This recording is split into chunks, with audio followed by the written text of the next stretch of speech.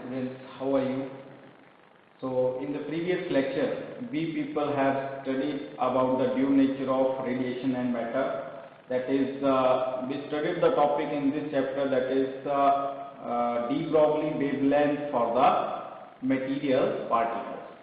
So Louis de Broglie, in the year of 1924, he has predicted the wave nature of the material particles like electrons, and according to him, the wavelength associated with the material particle should be h over p, or it should be equals to h over mv. And then we studied about the expression for the de Broglie wavelength associated with the electron when it is accelerated through a potential difference of v volt. So we find the de Broglie wavelength associated with the electron, that was equals to h over square root of 2m eV. And this formula was coming out to be, after calculation, 12.27 over square root of V angstrom. After calculating, we got the wavelength associated with the electron, that is 12.27 over square root of V angstrom. And simultaneously we have written the values for the, for example, this was the wavelength associated with the electron which is accelerated through a potential difference of V volt. On the same way, we calculated the wavelength associated with the proton. It was found to be 0.286 over square root of V angstrom. Then wavelength, de Broglie wavelength associated with the deuteron, it was found to be 0.202 over square root of V angstrom.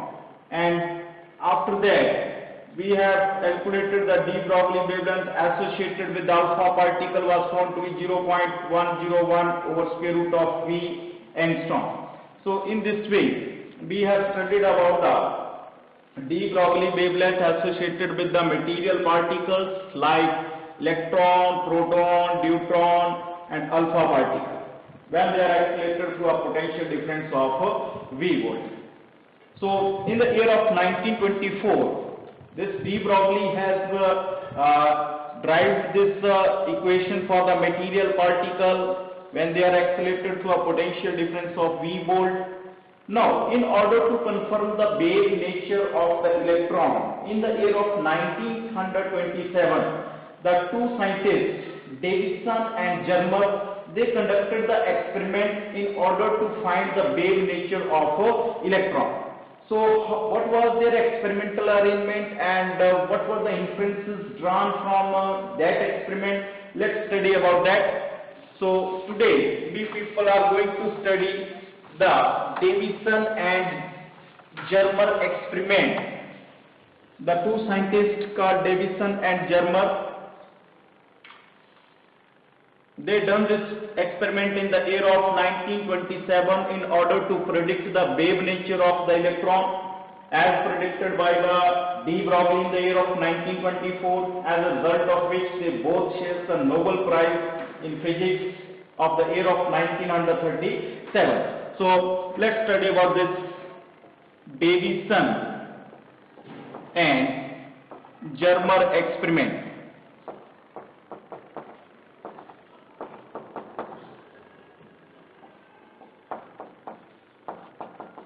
This experiment was conducted in the year of 1927.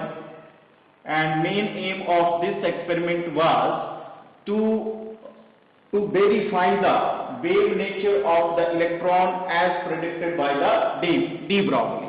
So main aim was to verify the wave nature of electron.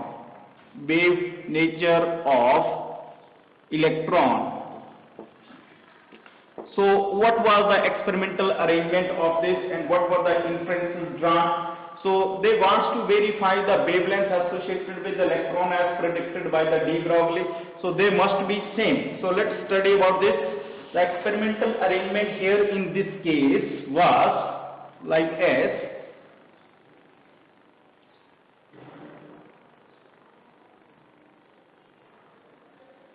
an electron gun was there.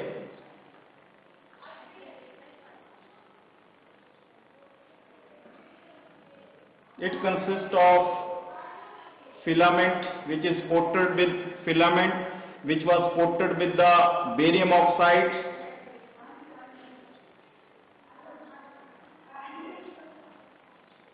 and then when the filament is made red hot,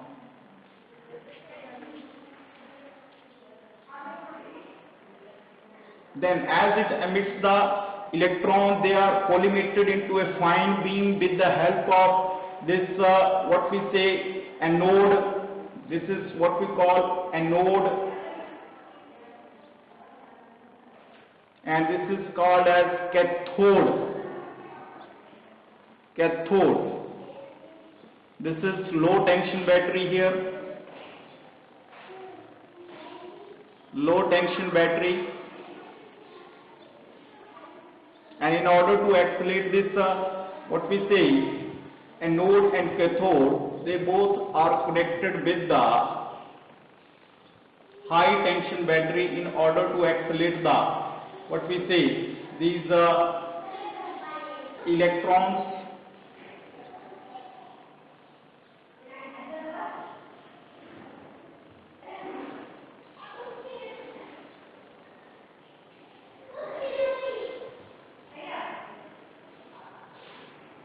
High tension battery in this way in order to accelerate the electrons emitted from this what we say, that is filament, and filament is coated with the barium oxide and it acts as cathode. Here I am writing it as cathode, and this is our filament. So filament is coated with the barium oxide, coated with the barium oxide, like that.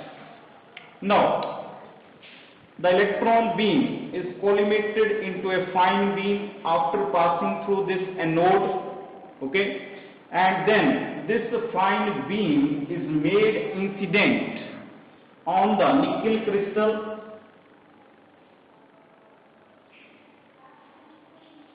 In this way, the nickel crystal is chosen because here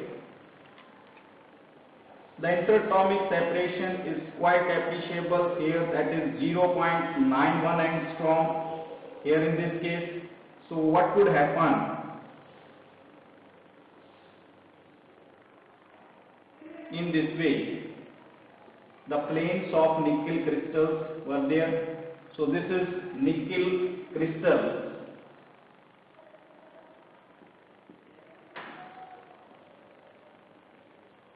Nickel crystal was used. Now what would happen after striking the nickel crystal? This beam of electron beam, it gets reflected like that. And in order to detect these electrons, scattered electrons, detector was mounted on the circular scale, and this detector is nothing but a sensitive galvanometer. In this way, it was mounted on the circular scale like that. So this was the incident beam of the electron, and this was the scattered beam of electron. So here I am writing this are the scattered electrons, beam of electrons, scattered beam of electrons, and this whole arrangement was kept inside a vacuum chamber in order to avoid the scattering due to the air molecules. In this way, this whole arrangement was kept inside the vacuum chamber. This was our vacuum chamber.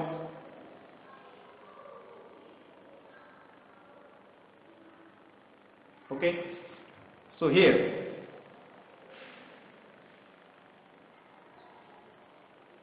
in this way we can make this.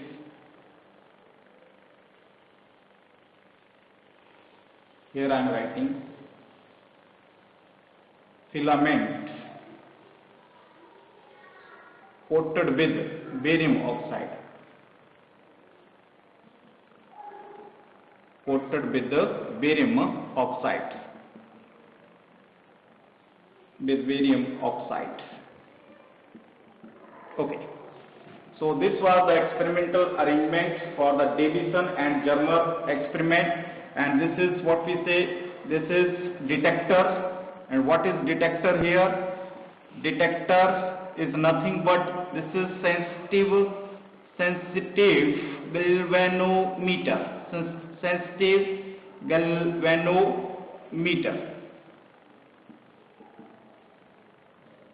And detector was mounted on this circular scale. This is incident beam of electron, incident beam of electrons,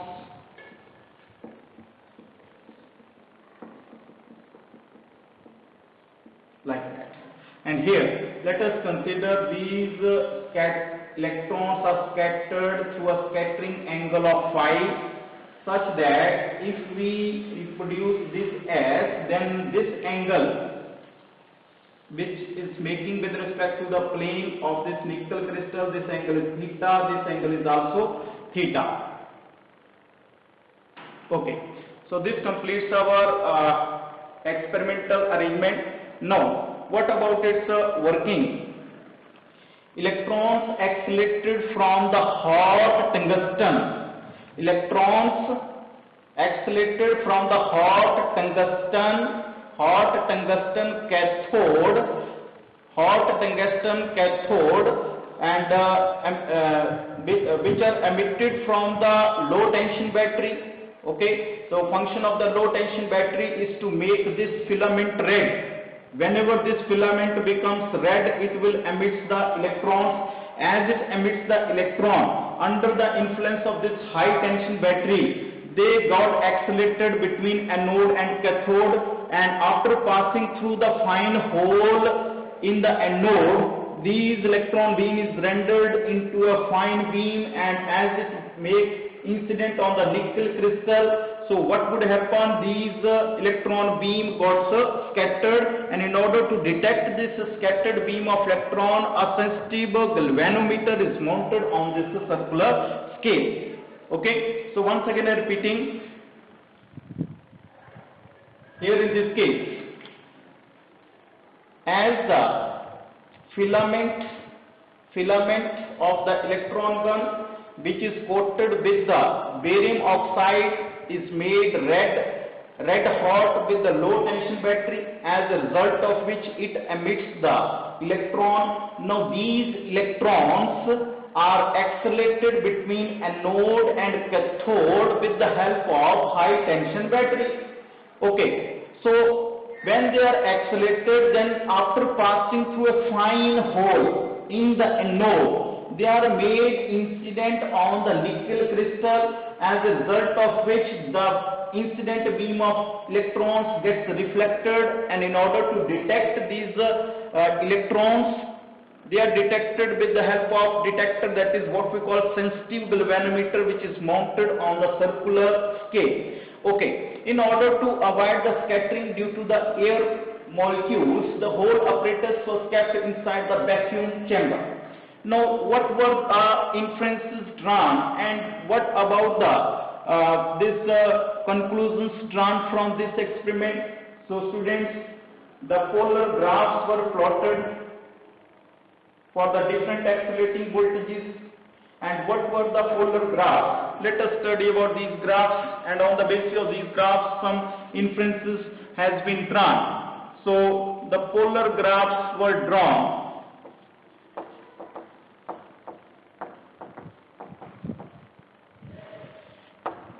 At the different accelerating voltages, so polar graphs were like as, this is the incident beam, it is plotted between the incident beam and the accelerating voltage. So at the different accelerating voltages, these graphs were found to be drawn like that. So at a particular voltage, the bump in the curve was found to be maximum. So here the first accelerating voltage was considered to be, and this is the incident beam. Here I am writing it as incident beam. Incident beam. This is also incident beam. Incident beam. Here accelerating voltage, first they have accelerated at 44 volt. Then the second graph was plotted at 48 volt. So what was the graph? Here in this case, the graph was like as, the polar graphs were plotted like, and we obtained the curve like as. In the second case, the curve becomes somewhat more sharp than comparison to this 44 volt. Then at 54 volt accelerating voltage, the bump, this thing is called as the bump. The bump in the curve is found to be maximum, and corresponding to it, the scattering angle was phi is equals to noted to be, phi was found to be 50 degree. Phi angle of scattering was found to be 50 degree. Now if it is further, the accelerating voltage is further increased, under that condition the bump in the curve, it decreases like as. So this is incident beam, this is incident beam of electron, and this is the scattering. So in this way the polar graphs were drawn at different accelerating voltages of these electrons which were emitted from the cathode and were accelerated through the anode through this fine hole. So what we conclude from these? We conclude at a particular voltage, that is at 54 accelerating voltage, the angle of scattering is found to be maximum, that is found to be 50 degree. Okay, and the curve possesses a sharp bump. Now the following inferences were drawn on the basis of these graphs. Inferences were drawn. The first inference was that intensity of the scattered beam depends upon this scattering angle. Okay, so the first inference was the intensity of scattered beam of electrons depends upon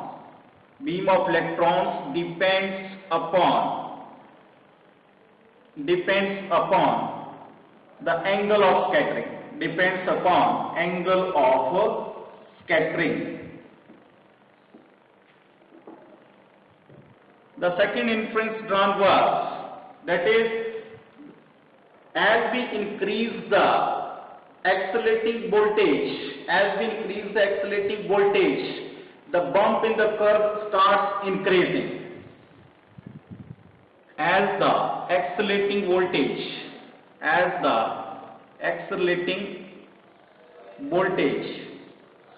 is increased,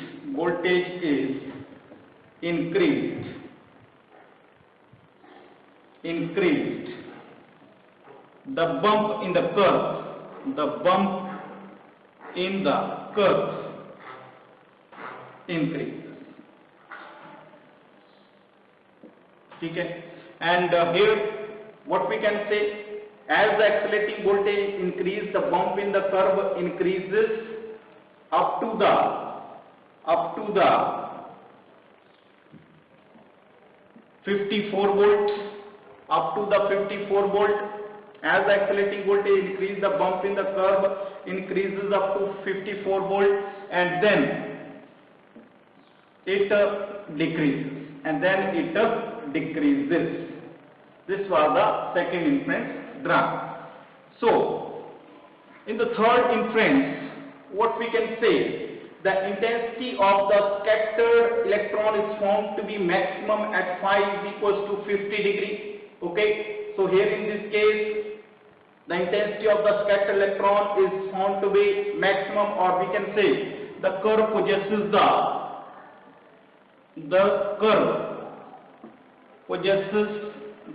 sharp bump, BUMP, bump for phi is equals to 50 degree and V is equals to 54 volt.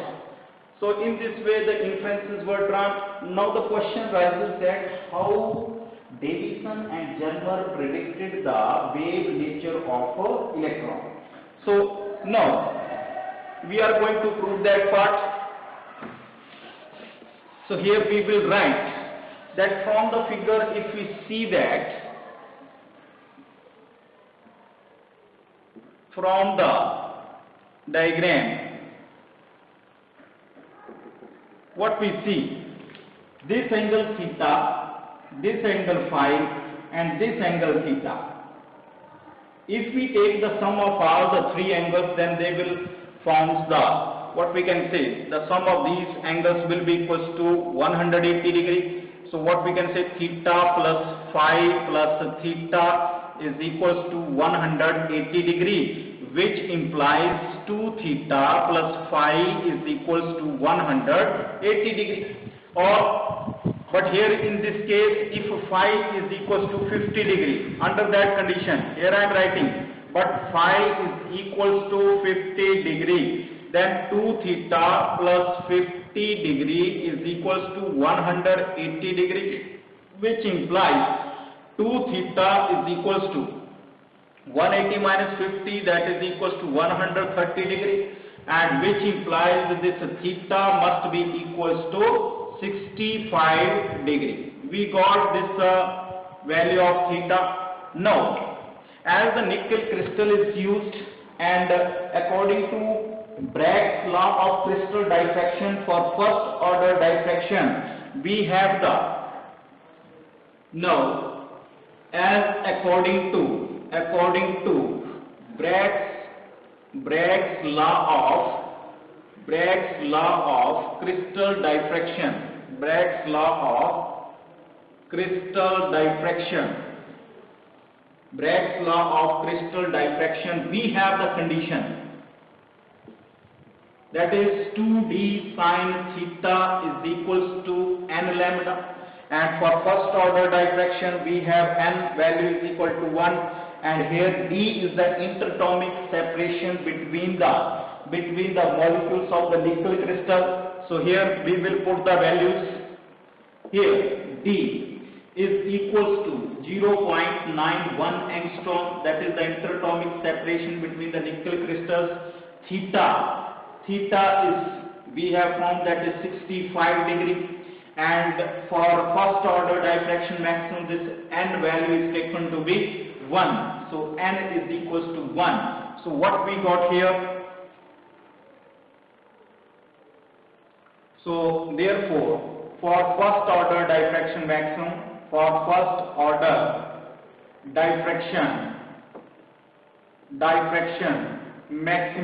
diffraction maximum, we get 2 into d, 0.91 angstrom, that is I can write 10 is power minus 10 meter, and sine of angle theta, that sine 65 degree, it must be equals to 1 multiply lambda, which implies that this lambda should come out to be, after calculation, 1.65 into 10 is power minus 10 meter, or lambda must be equal to 1.65 angstrom.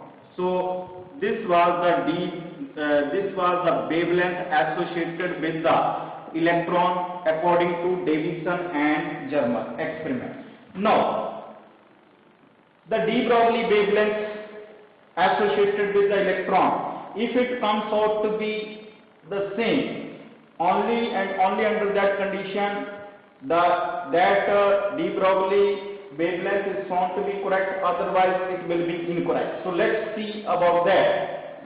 Now, Since according to de Broglie,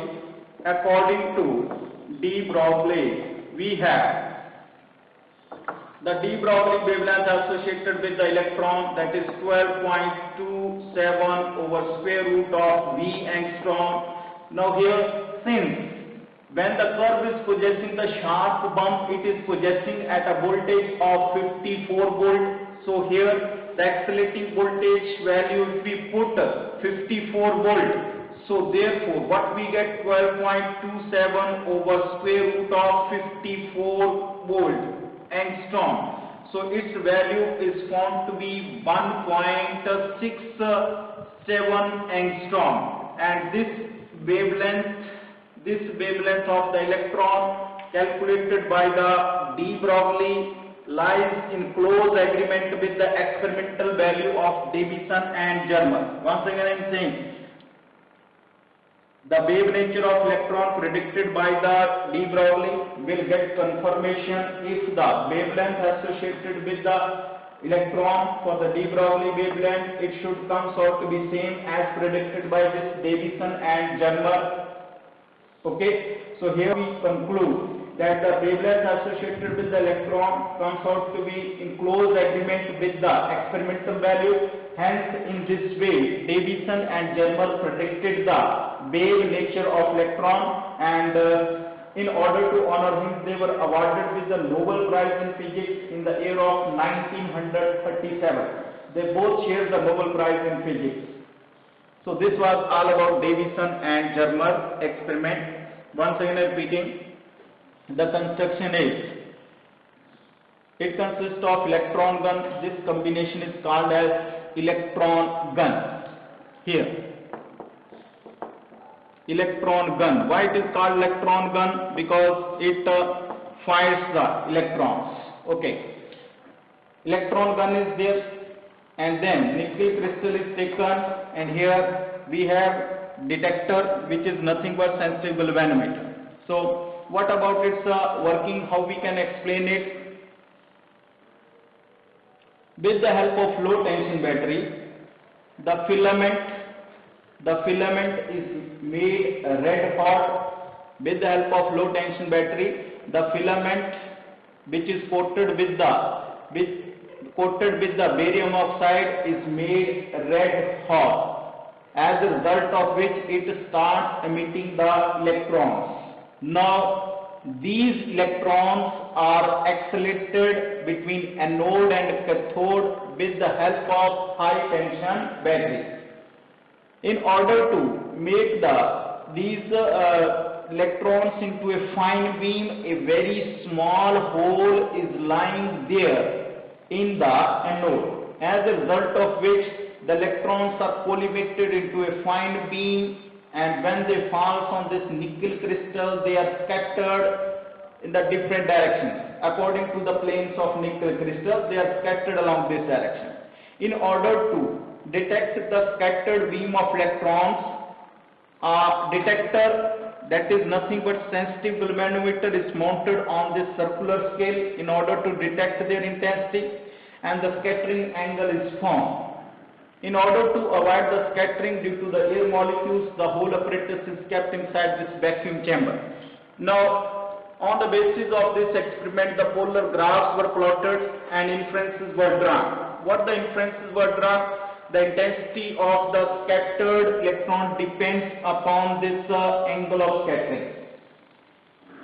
Second inference drawn was, as the accelerating voltage is increased, then the bump in the curves increases. Further, the bump in the curve is found to be maximum at the accelerating voltage of 54 volt, for which the angle of scattering is found to be 50 degrees. Now, if the accelerating voltage is further increased, then the bump in the curve decreases. Now, in order to find this wavelength associated with the electron, we have gone to the figure. Here we have added these three angles. So adding these, what we get, 2 theta plus phi is equals to 180. But here in this case, when the curve is possessing the maximum bump, as phi is found to be 50 degree, so putting the value, we got theta is equal to 65 degree. Now, as according to Bragg's law of crystal diffraction, we have the condition 2d sine theta is equals to n lambda.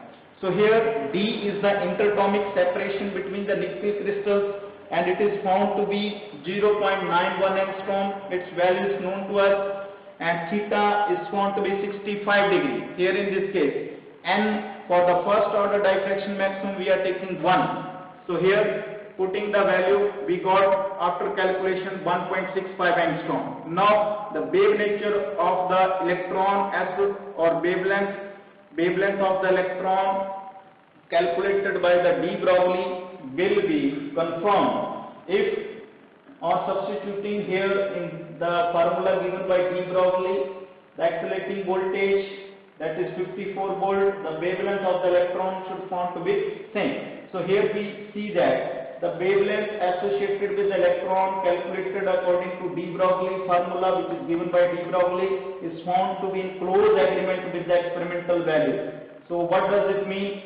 It means that wave nature of the electron is lying there. So in this way, Davison and Germer, they prove the wave nature of electron. So this was all about Davison and Germer experiment. Maximum 3 marks question is asked by the CBSE, or sometimes numerical problems also there. Now let's move to the next and the last topic, that is what we call photocell. What about the photocell? What about its construction, how it works, and what are its applications?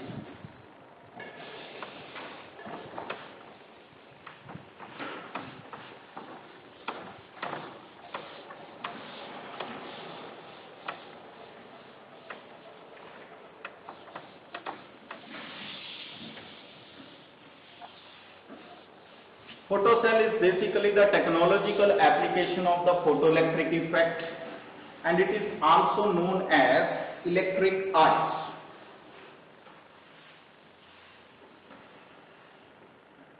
So we people are going to study about this photocell.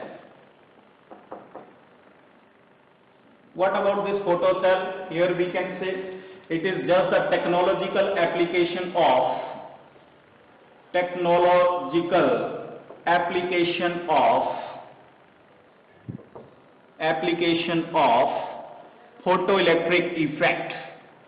photoelectric effect. It is also known as electric eye, also called as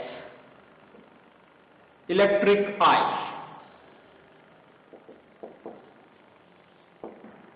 How it is called as electric eye? What about its construction? Let's study about it. So here in this case,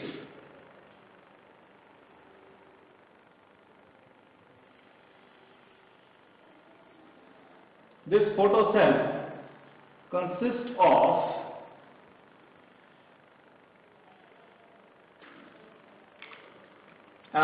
what we can say quartz glass bulbs,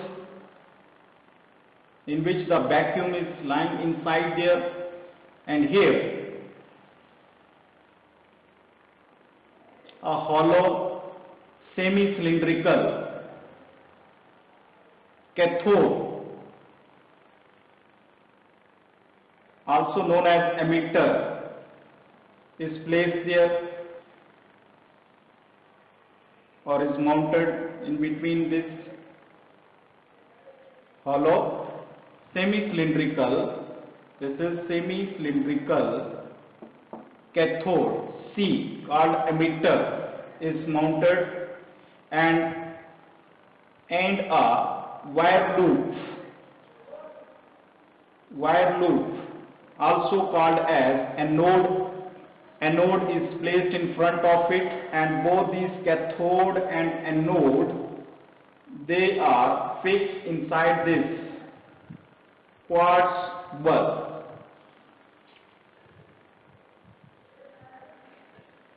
In this way, this is the wire loop, and wire loop is made up of platinum. It's made up of platinum, also called as collector or anodes. Like now, In order to measure the current in the circuit, a micrometer is attached there, and this micrometer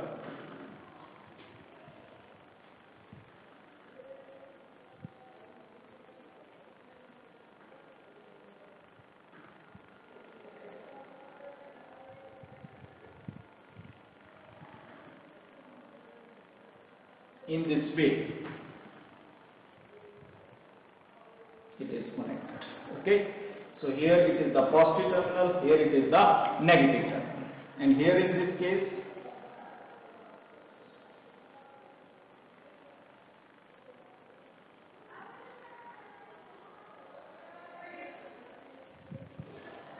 they are mounted like that.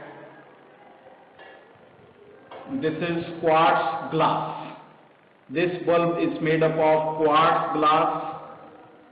Why? Because it is hard glass. And what about its working? Here in this case, in case of working, what could happen here? That when the light of suitable intensity falls on this negative sign, negative terminal is here, and positive terminal is placed here, like that. Negative, positive, in this way.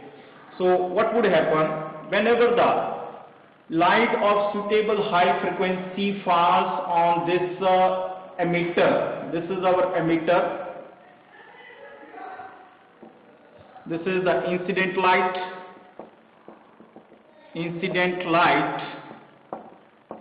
In this way. So what would happen?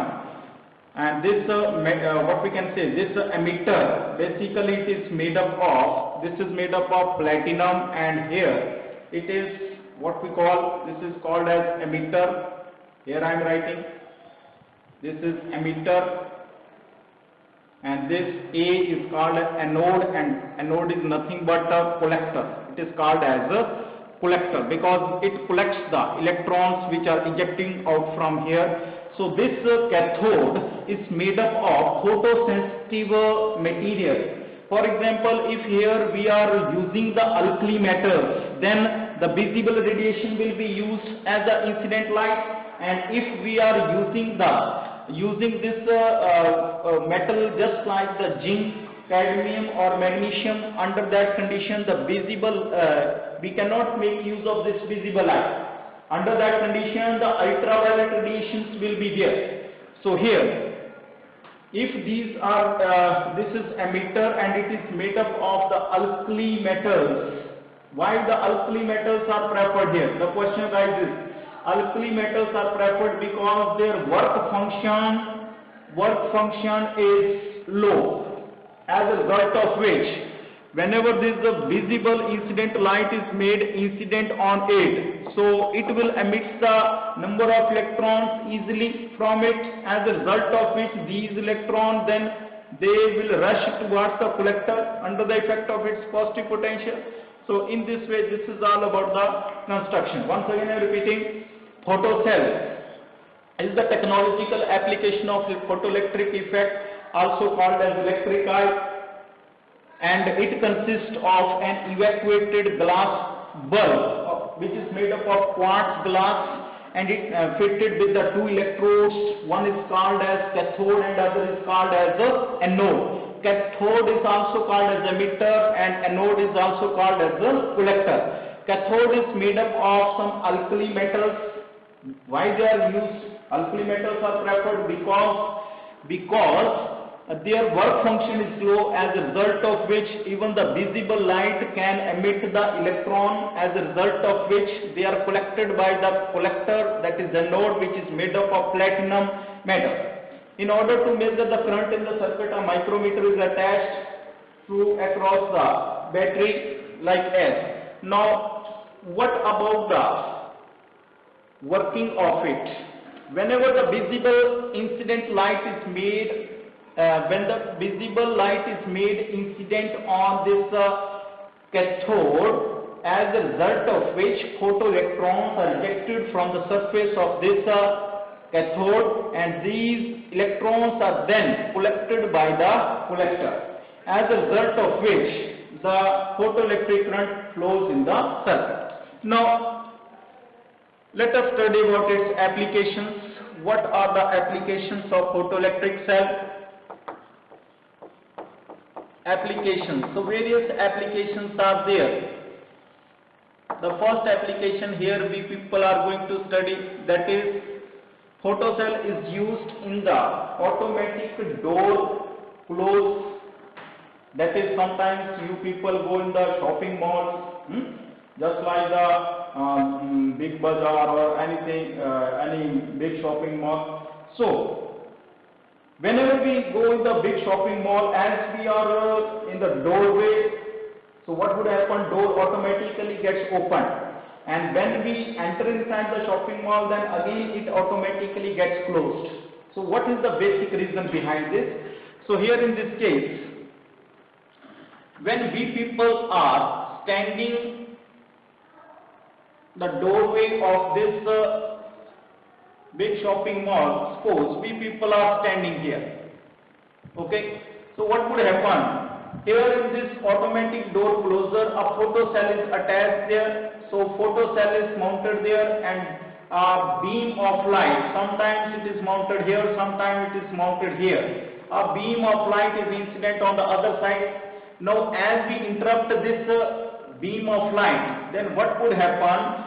An abrupt change in the current will start an electric motor, as a result of which this door will get open. So in this way, photocell is used in the automatic doors, automatic opening and closing of a door, automatic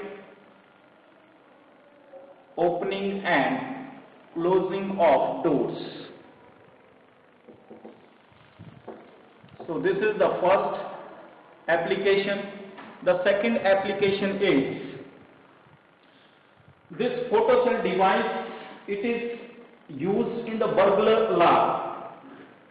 In burglar alarm, how it is used? In burglar alarms, what would happen? The ultraviolet light radiations falls or made incident on this door continuously, and whenever the person enters the door, then what would happen? Sudden changes in the current in the circuit rings the bell or rings the alarm. So in this way they are used in the burglar alarms. A third application we can say in the similar way, they are used as the fire alarms. They are used as fire alarms. How it happens? Large number of photocells are mounted in the different places, in the places of the building. Whenever the fire takes place at a certain place, under that condition, what would happen? The light of suitable intensity falls on this photocell, as a result of which it will start conducting, and as this current is fed to the alarm, then alarm begins. So in this way they are used in the fire alarms. Another technological application is it is used as counting device. As counting device.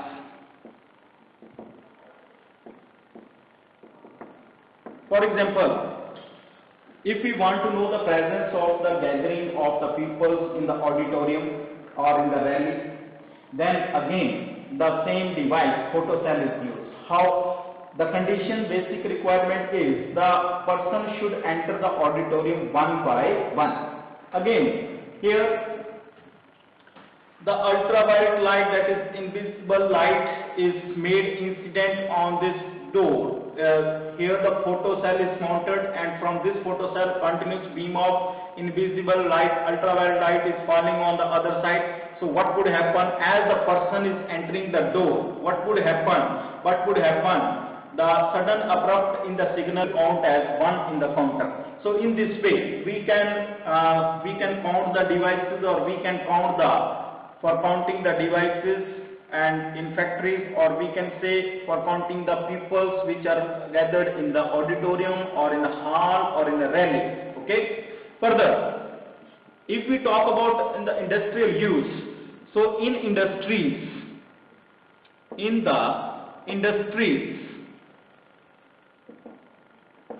the photocell is used to detect the flaws or defect in the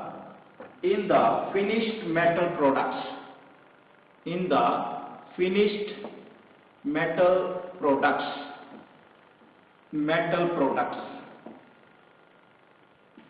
Okay. So what would happen in the industries?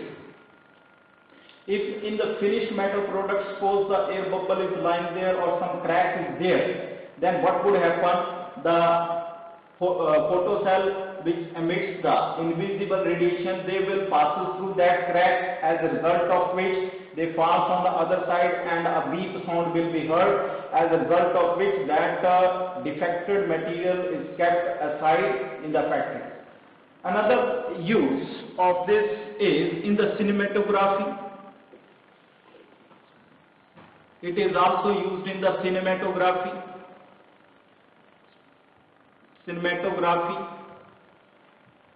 In order to produce the sound in the motion pictures.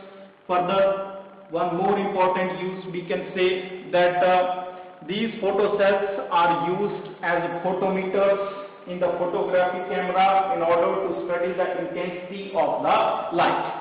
So here we can say they are also used as the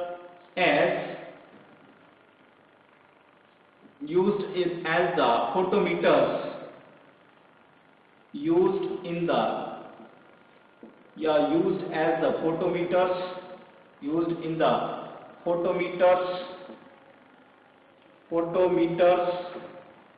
of photographic camera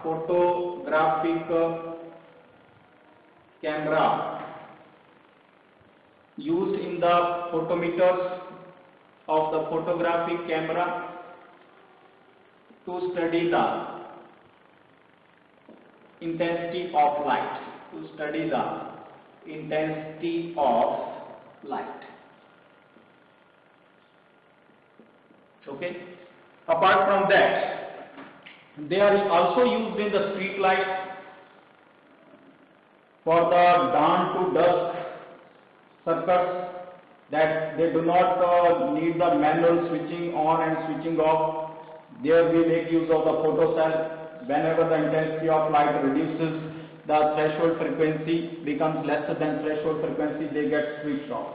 And whenever the incident light becomes becomes greater than threshold frequency, then the daytime the battery gets charged, and as a result during the night time, as the frequency of incident radiation becomes lesser than threshold frequency, then what would happen? This photocell does not charge but start discharging through the electric wire. So in this way, these are the few applications of the photocell, and that's why it is also called as the electrical eye. So this was all about this chapter, students, dual nature of matter and radiation. Now let's study about some important formulas or the points which we have studied throughout this chapter.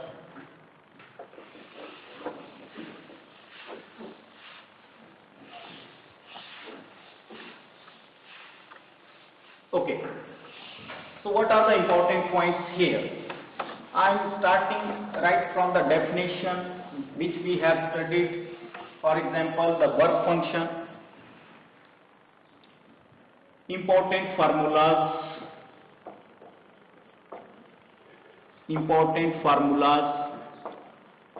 or the tricks or the toolkit. So here, as we have studied about the work function. What about the work function? The minimum amount of energy required to eject the electron from the metal surface with the zero kinetic energy or zero velocity, and it was given by phi naught is equals to h nu naught. Now nu naught is nothing but we can write it in terms of wavelength, that is hc over lambda naught, where lambda naught is called as threshold wavelength.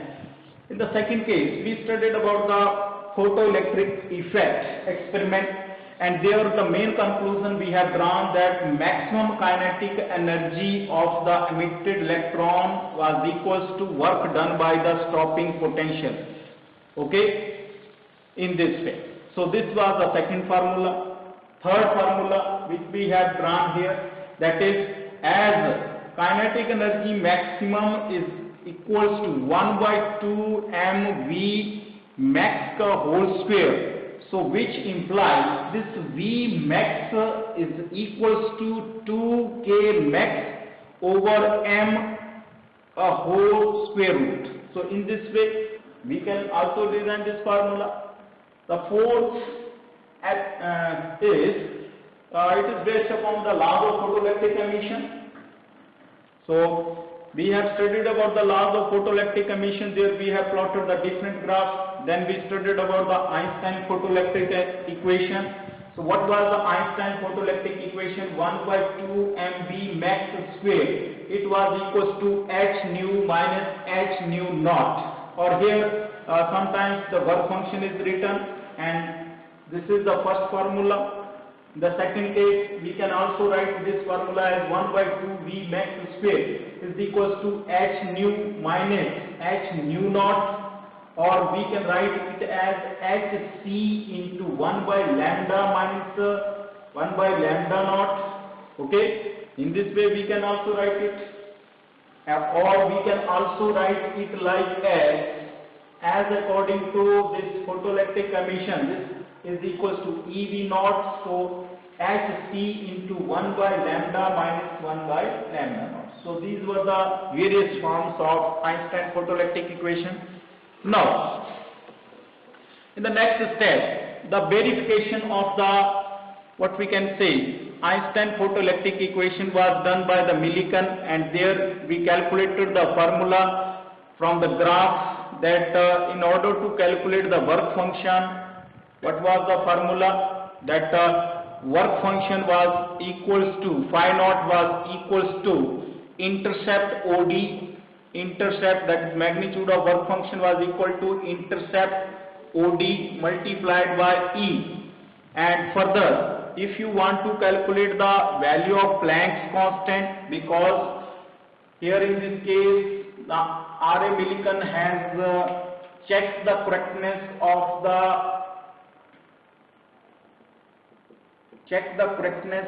the Einstein photoelectric equation. So the graph was like as this was threshold frequency and this was the intercept OD, and the intercept OD was phi naught by E in this way, and this was the slope. Graph was plotted between stopping stopping potential and the frequency. So value of the Planck's constant was found to be equals to how much? It was equals to, we have calculated this slope, that was found to be A over BC, this AB and this BC, AB over BC multiplied by E. Okay, so in this way we have plotted this graph. In the next step, now here we can also write de Broglie wavelength associated with the electron, lambda is equals to h by p or h by mb. Further, de Broglie wavelength associated with the electron when it is accelerated through a potential difference of v volt, it was found to be 12.27 divided by root of v angstrom. It was for electron. For proton it was found to be 0.286 over root of v angstrom. For deuteron, this was found to be 0.202 over root of v angstrom, and for alpha particle it was found to be 0.101 by root v angstrom in this way. Further, the energy of the incident radiation was given by E is equals to h nu or hc by lambda. Okay. And according to, if we talk about for the photon, then energy was equals to Pc according to Einstein relativistic formula. Okay, E was equal to Pc and the momentum of the photon was found to be h by lambda. Okay, we have already tried this. Now the important part is, that is number of photons emitted per second or number of photon incident per second. How we can find this? As we know that intensity is given by energy incident per unit area per unit of time. Now this energy over time is nothing but power, so P by A we can write the intensity. And further, if we want to find this number of photons I am going to find. So this can be written as, here we can find intensity is equals to power over this, or we can also write like this. So if I write this as this formula as, for the number of photons emitted per second, so this formula will be given by P is equals to Ia. So here we can write here first of all the intensity of the incident radiation, that is equals to, I am writing here, that is energy incident per unit area per unit time. So here energy is number of photons incident per second area. So here we can write it as that N into P, this E into T, that is E by T is power over area. So N we can write here, N will be equals to I into A over P. Is it clear? So in this way we can write. Now if we further elaborate this formula, then what we get, that is energy E is equals to, it must be equals to, if we talk about this intensity here, I am writing here in the simple form that intensity is equals to power over area. So here if I want to find the power, then it will be equals to I into A. Okay. In the next step, energy incident per unit time, we can write this power as, and this will become equals to intensity over this A, or simply we can put, after putting the value, we get here that E is equals to, so here I am writing like that, as E is equals to NHC by lambda. Here in this way we can write the formula. Why I am writing it like that? Because E is equals to h nu, so we can write hc by lambda. And if it is the energy associated with the n number of electrons, then it will be multiplied by n for n number of electrons, for n number of photons. Here instead I will write for n number of photons, it will be E is equal to NHC by lambda. So we can find the number of photons, that will be E lambda over HC in this way. Clear? So in this way the various formulas are there for the competitive exams. So in the next lecture we will solve the NCERT textual exercise. Thank you.